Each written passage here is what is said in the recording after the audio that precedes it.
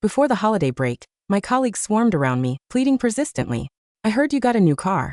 Can you take us to the West Coast for vacation? You're the steadiest driver. We trust you. We definitely won't let you lose out on gas money. Soft-hearted as I was, I gave in and drove all 9 people in our team on a 1,000-mile road trip for free. The entire journey was over 1,000 miles. I drove nonstop, alone, until my hands were trembling from exhaustion. Everyone in the car just ate, drank, and had fun. No one ever offered to take over. On the day of the carnival, a few drunk men rushed over from the roadside, wrenched open my car door, and dumped 2 huge buckets of water directly into the driver's seat. Water flooded into the control panel. The car started billowing white smoke. Trapped inside, I screamed for help. Don't leave. Pull me out. But my colleagues who'd been thanking me profusely just moments before all fled without a shred of mercy. I spent over 40 days in the ICU. My parents sold our house to save me and destroyed their health in the process. Yet this group of people never came to visit. Instead, they viciously slandered me in the company group chat. Savannah even sent a voice message. I warned him not to drive long distances, but he just had to play the hero and show off. My colleagues chimed in one after another. He almost got us all killed. So selfish. Who'd dare go anywhere with him again? No matter how I tried to explain, no one would listen. The company fired me outright, citing unauthorized organization of activities. I died filled with resentment. When I opened my eyes again, I'd returned to 1 week before the holiday. Looking at these people surrounding me with fake smiles and flattery, my eyes turned ice cold. In this life, I will never be soft-hearted again. For every betrayal and injury, I will repay them double. The pothose plant on my desk was still alive. There was no scar on my left hand. Savannah walked over from the break room in her high heels, holding a latte. She bent down and leaned close to my ear. Adrian, didn't you request annual leave to go on vacation to the West Coast? It's right during the Carnival Festival too. Why don't you take us along? We can split the gas. I saved the email I was typing as a draft and closed the screen. I'm not going anymore. Savannah blinked. What? But your leave was already approved. Didn't you book a hotel too? I picked up the water glass on my desk and took a sip. I canceled it. I canceled everything. I stared at the blinking cursor on my computer screen. I couldn't type a single word. All I could see were scenes from my previous life. I remembered every second of those 3 minutes when the fire burned up from beneath my feet. After the seatbelt buckle got soaked with water, it wouldn't release no matter how hard I pressed. I yanked at it until my nails flipped back, until the flesh on my fingers was rubbed raw, but I still couldn't get it undone. The smoke came first, choking me so badly I couldn't even open my eyes. Then the heat rose layer by layer. I screamed until my voice went hoarse, until I couldn't make any sound at all. The car door was open. Savannah had left it open when she ran.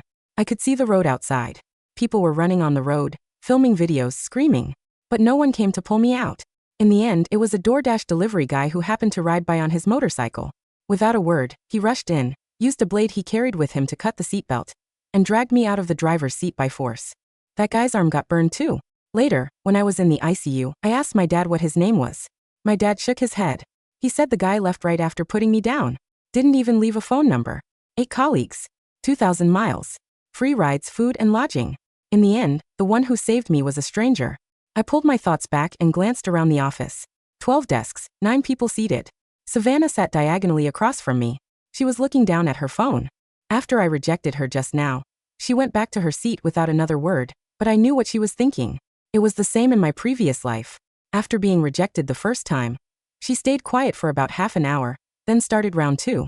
Sure enough, she put down her phone, turned to look at me, and changed her expression. Adrian, are you under too much work pressure lately? I think you really need to get out and relax. Look at those dark circles under your eyes. Yeah, I'm a bit tired, I said. Then you should definitely go out and have fun. Savannah stood up and walked to my cubicle, resting one hand on the back of my chair. The West Coast is great. The carnival is so lively. You'd be so bored going alone. If we all go together, we can take turns driving so you can rest too. Take turns driving. In my previous life, she'd said the same thing. 2,000 miles, 8 people. And I was the only one who ever touched the steering wheel throughout the entire trip. 8 people, 8 excuses, each more ridiculous than the last. I'm really not going, I said. I withdrew my leave request too. I'll just stay home this weekend. Savannah's hand slid off my chair back. Her mouth fell open. You withdrew your leave too? Yeah. But that was your annual leave. If you don't use it, isn't that a waste? I'll save it for later. Savannah looked at me for a few seconds, then smiled. All right then, rest well. She turned and went back to her seat. I knew this was just the beginning. At lunchtime, the break room started getting lively. I sat alone at a small table in the corner with my lunchbox. I used to eat with Savannah. She said she didn't like eating alone, so I waited for her every day. Now that I think about it, in 3 years, when did she ever wait for me? Voices drifted over from the microwave area, intermittent but clear enough for me to hear every word. What are you guys doing this weekend? It was Maya, the youngest in our team, who just graduated and joined last year.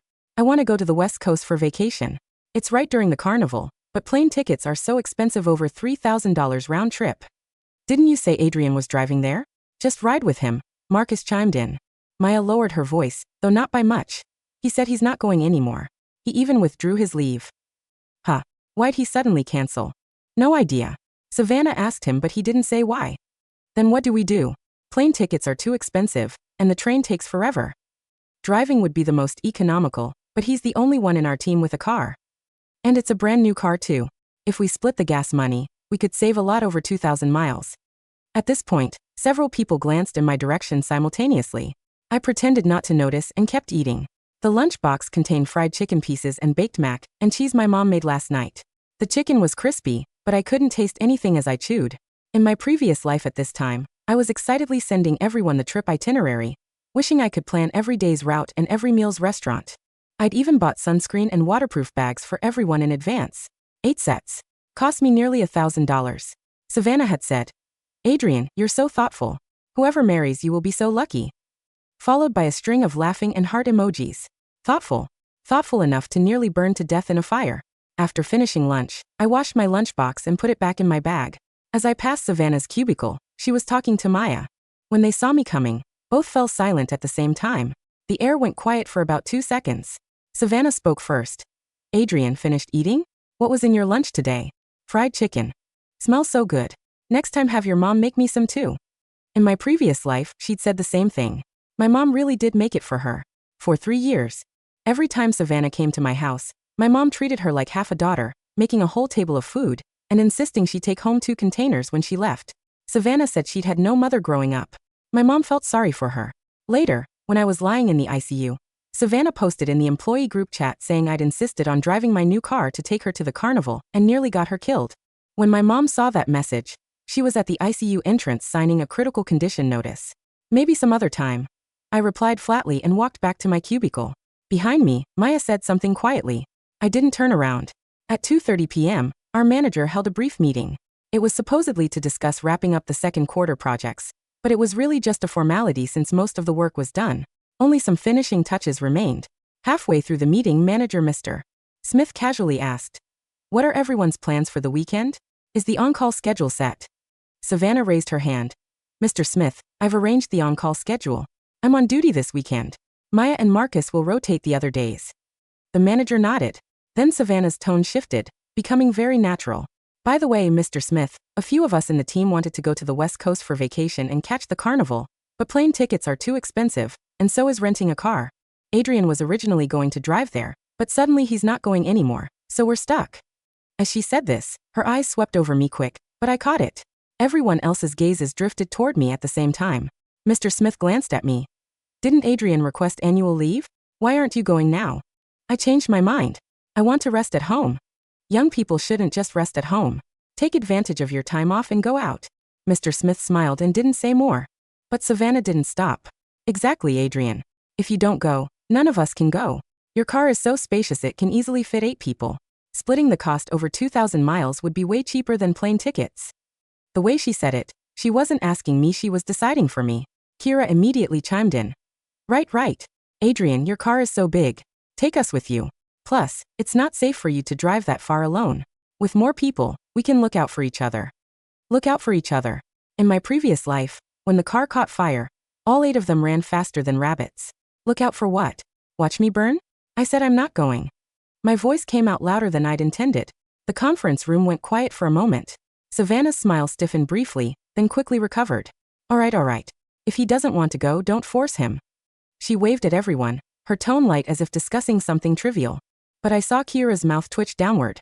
Marcus leaned back in his chair, tapping his pen on the table. He didn't say anything, but his expression clearly read. "Fine, so you won't help us, huh?" Less than an hour after the meeting ended, Savannah posted a message in the employee group chat. "Everyone.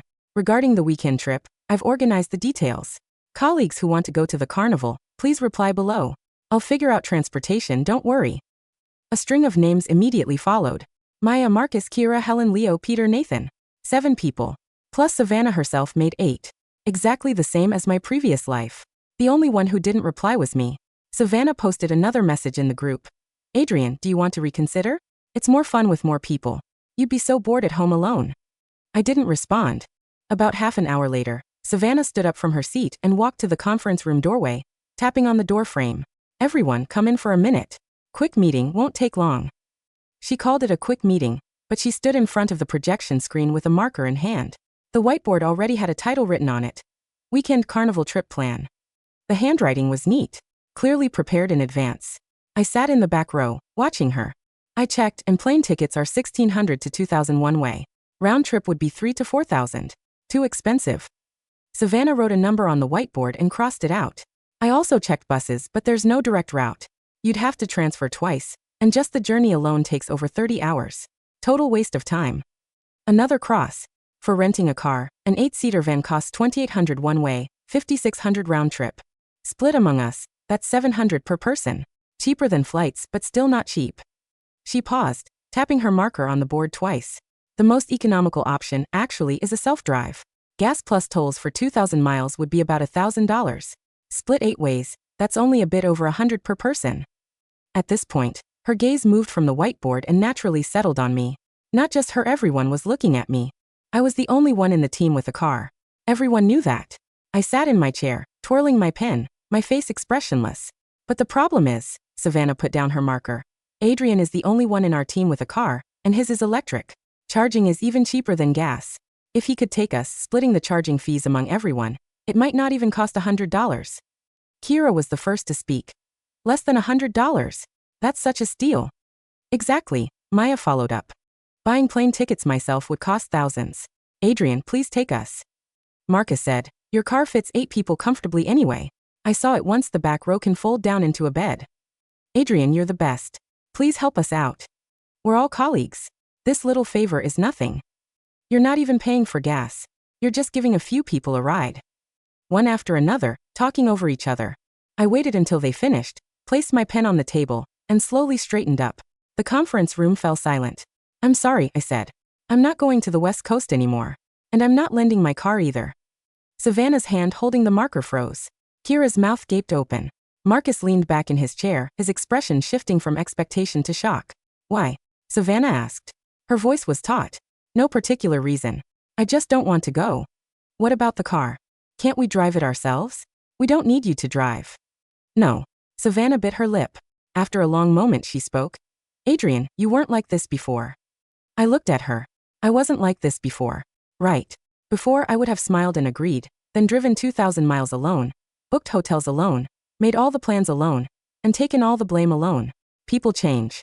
After saying that, I picked up my phone and walked out of the conference room. I'd barely sat down at my desk when my phone vibrated. It was the department group chat. Savannah had posted a message at ING my name. Adrian, I don't know what you're upset about, but everyone has been preparing for this trip plan for a long time. You're the only one with a car, but you're unwilling to help everyone. I respect your decision. But I want everyone to know it's not that I didn't try. Silence for about 10 seconds. Then Marcus posted an emoji, a thumbs down. Kira followed with a sighing emoji. Maya didn't post an emoji, but she liked Savannah's message. I stared at that message for 5 seconds. In front of the whole team, Savannah had pinned me in the position of being unreasonable. In my previous life, she'd done this after I got burned. In this life, she'd done it early. But in my previous life, I hadn't taken screenshots. This time I did. I was about to lock my screen when Savannah sent another message. Not in the group this time, a private message. Adrian, I don't want our relationship to sour. But think carefully. I'm the one who arranges the on-call schedule. Next month's project assignments go through me too. Do you really want to oppose the entire team? I looked at that line of text, my finger hovering above the screen. This wasn't a request anymore. This was a threat. I stared at the glowing screen of my phone. Adrian, I don't want our relationship to sour. But think carefully. I'm the one who arranges the on-call schedule. Next month's project assignments go through me too. Do you really want to oppose the entire team?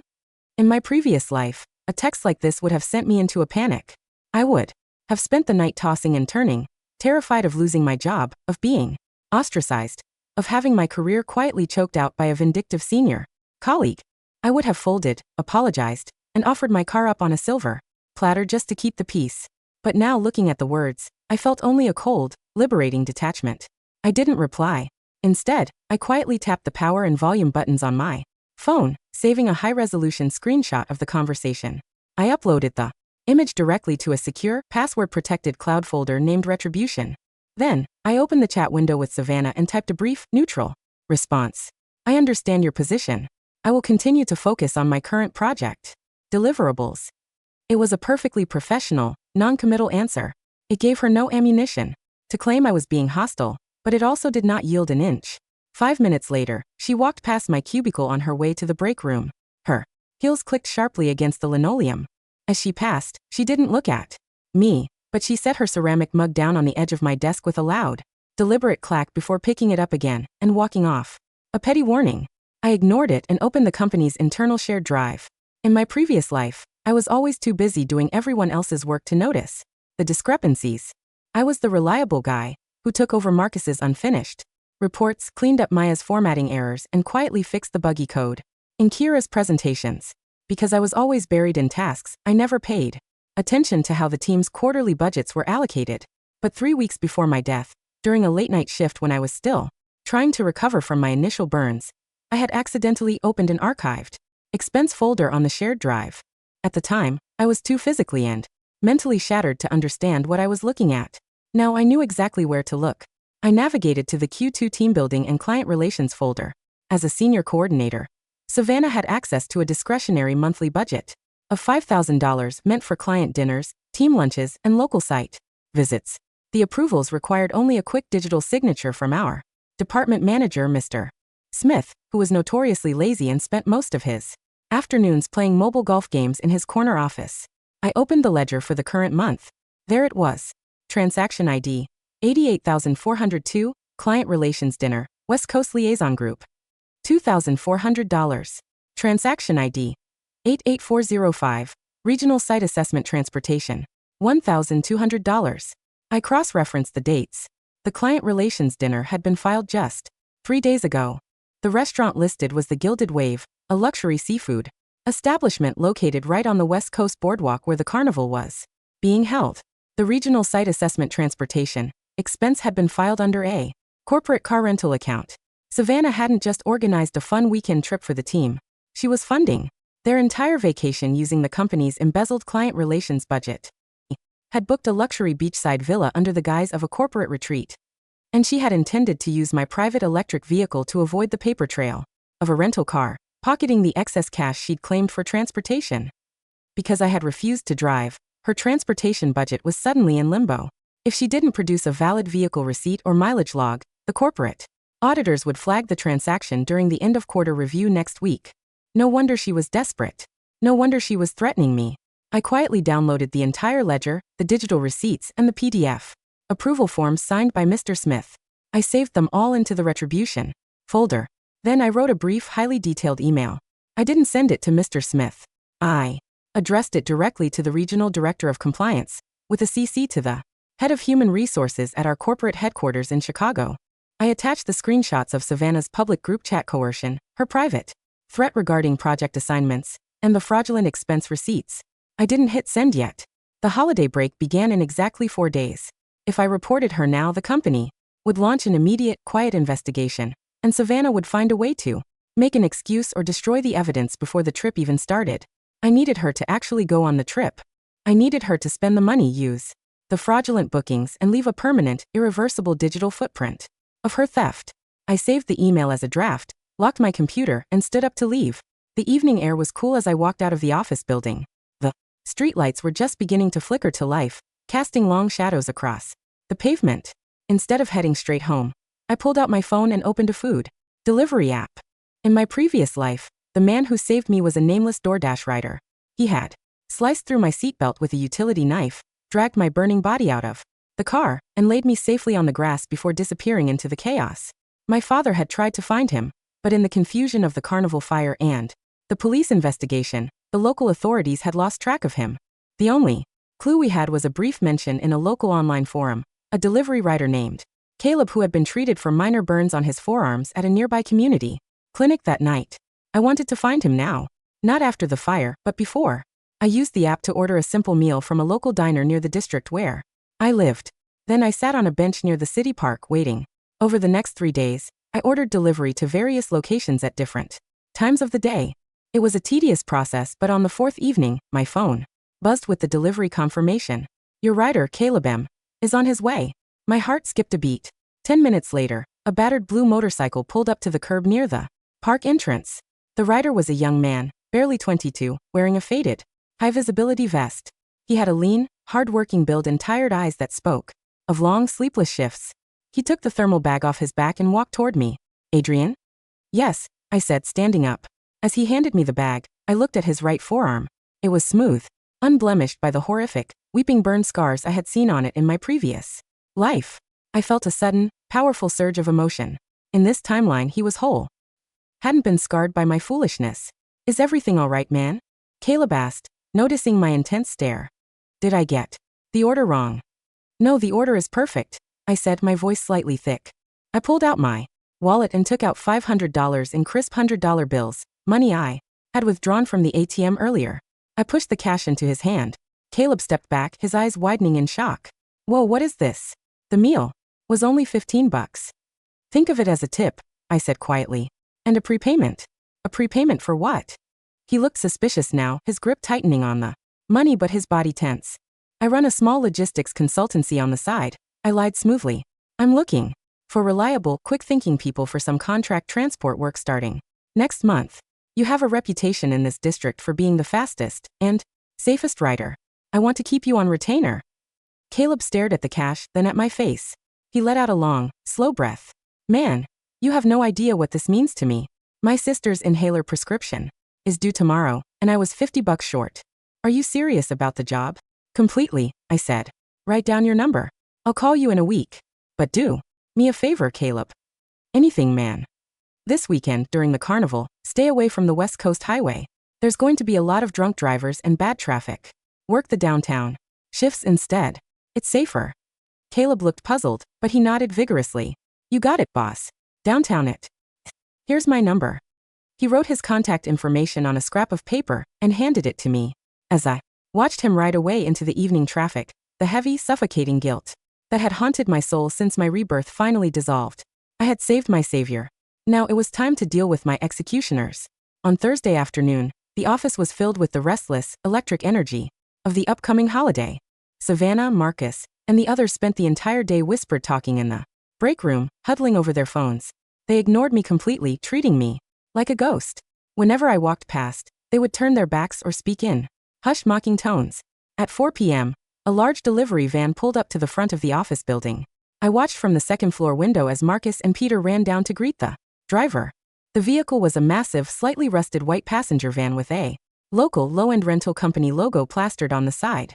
Savannah had indeed rented a vehicle to save money and keep the transaction off the corporate credit card. She had used an unverified, third-party peer-to-peer rental app, booking the cheapest, oldest 8-seater available. Look at that beast, Marcus bragged as he walked back into the office, intentionally speaking loudly so I could hear. Plenty of room. And we don't have to worry about scratching someone's precious new electric toy. Kira giggled. Exactly.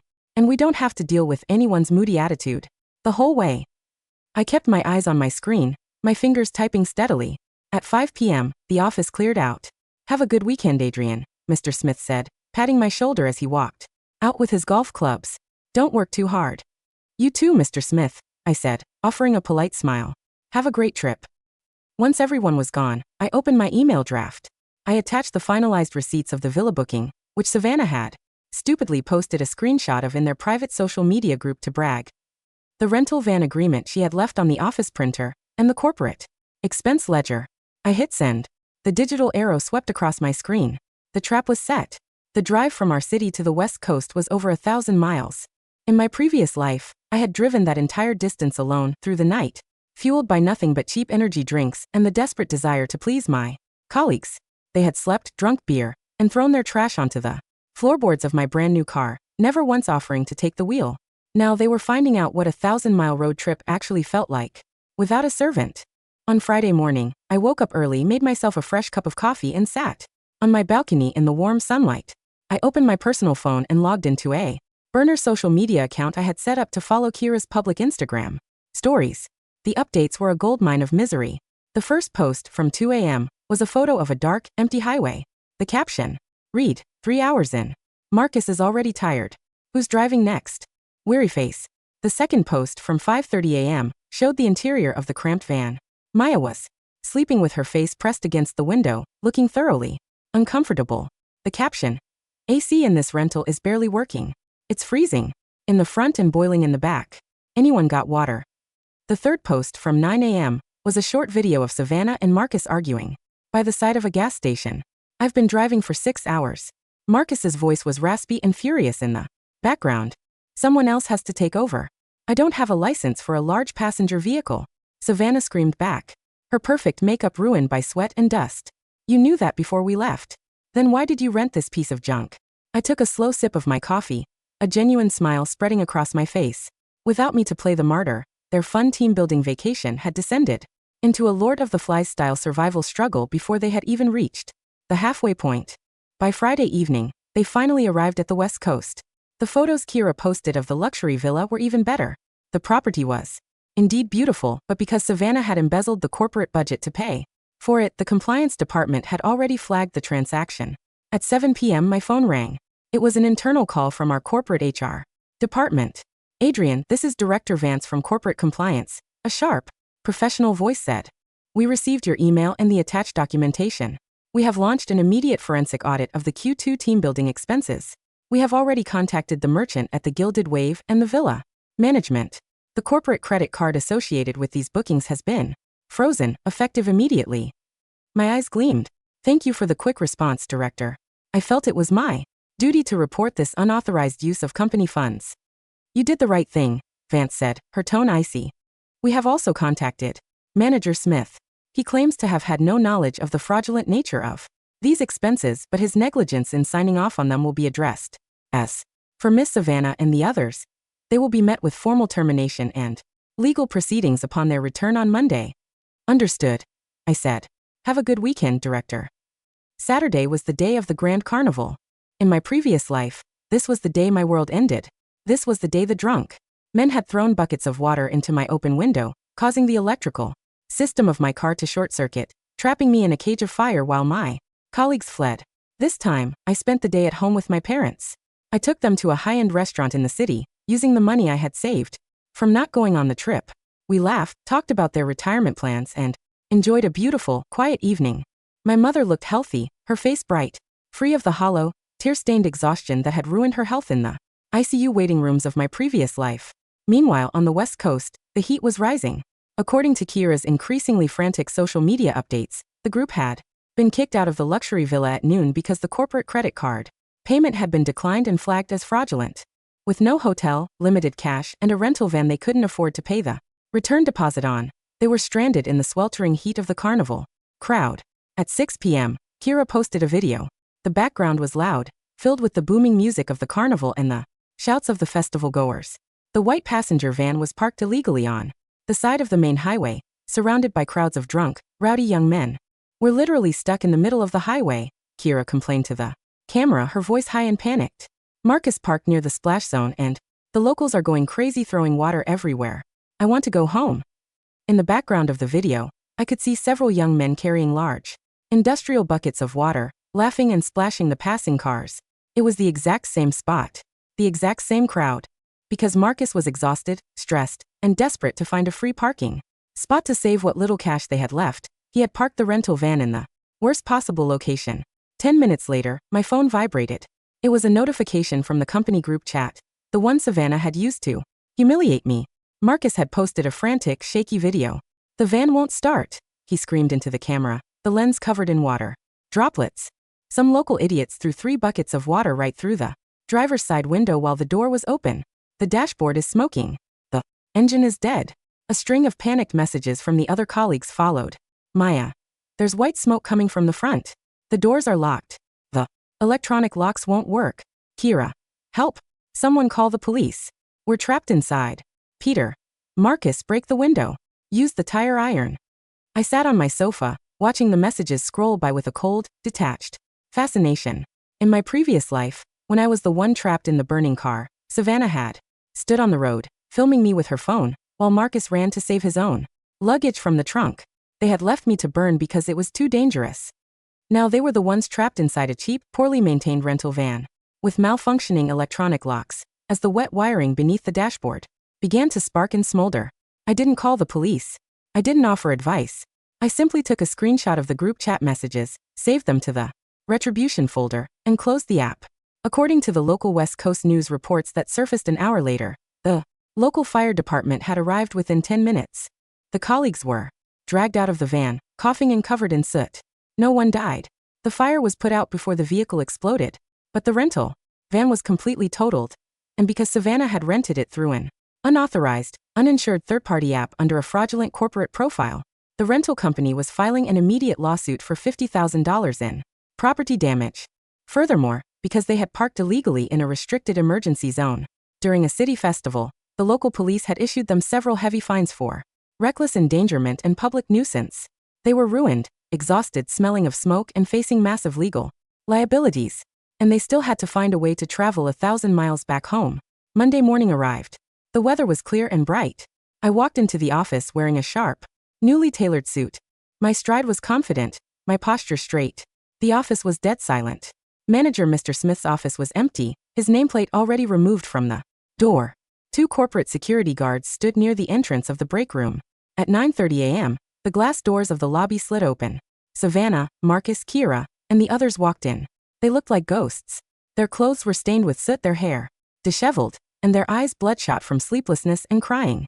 Marcus had a bandage on his hand from trying to force the van door open, and Savannah's expensive high heels were missing, replaced by cheap plastic slide-ons she must have bought at a gas station.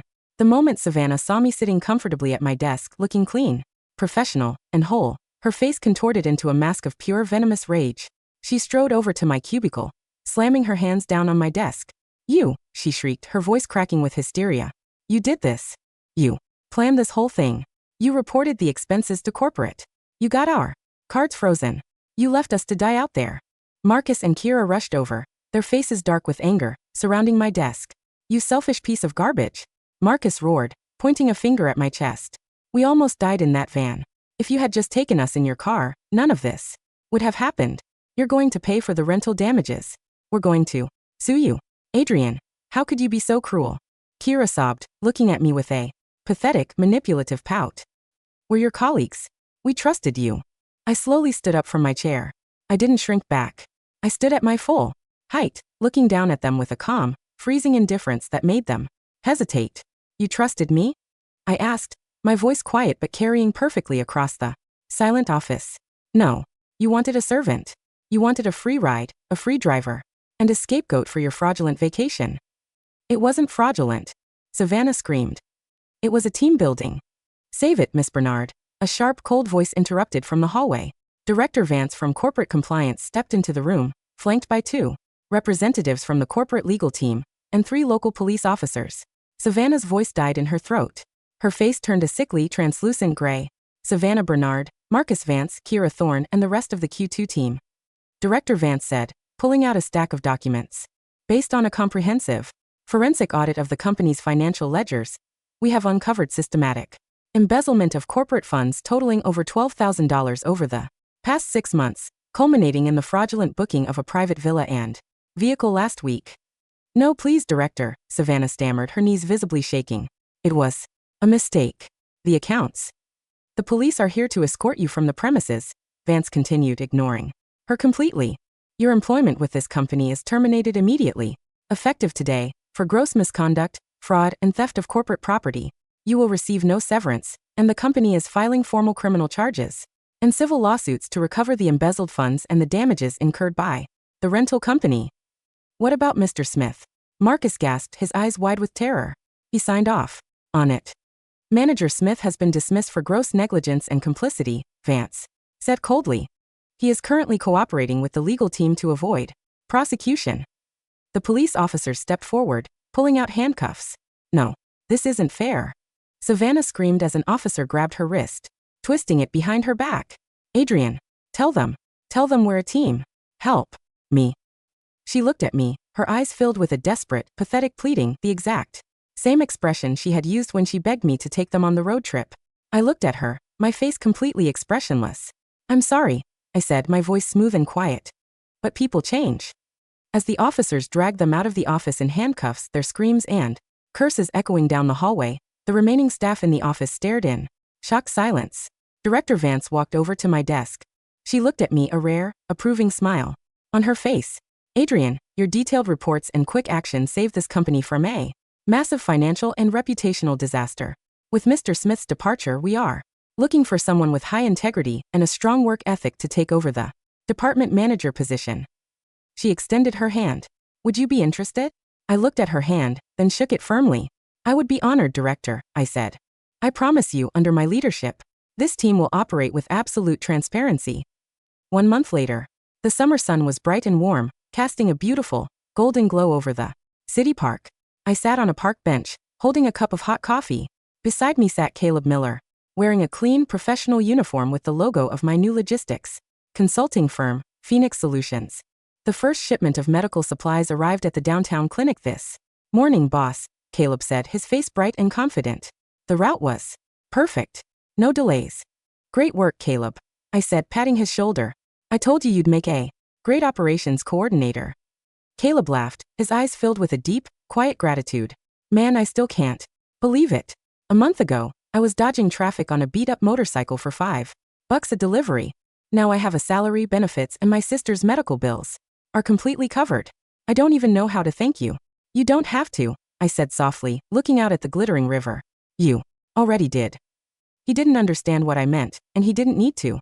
In this life, the scales were balanced. The good had been rewarded, and the wicked had been cast into the dark. My phone vibrated in my pocket. It was a news update from the local court liaison. Savannah Bernard and Marcus Vance pleaded guilty to corporate fraud and embezzlement. Sentences range from 2 to 5 years in state prison with full restitution orders. I deleted the notification. I didn't need to read it again.